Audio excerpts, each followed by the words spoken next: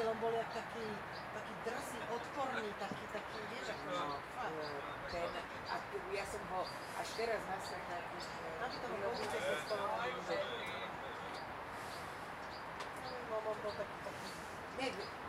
Nemôžem ti povedať, áno a nie, lebo som neprišla si dostať až teraz. Tak už od 50 rokov nerobím. Že mal som firmu a že predal som ho a naraz si, že niekto robí. Že no, už tebe nič nerobí.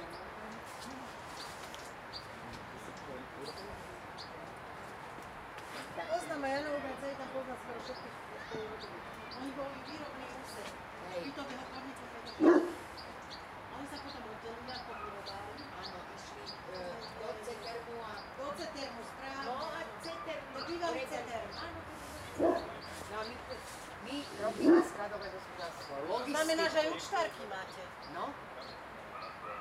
Bola Ľubica Macáková. No, ďalej. Tá stará dievka mala dceru za Slovana. A tiež riaditeľ zbytového podniku. Macáková? Áno. A tá tu vyrazili od nás, naučili od nás. Biologka. Potom Viola Sekúšová. Ona bola, ale ona je už dneska riaditeľka.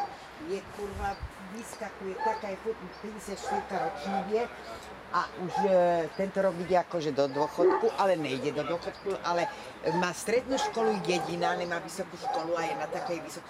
Ale zase po tej ekonomickej stránke na ňu nemá nikto. Bohužiaľ. Áno.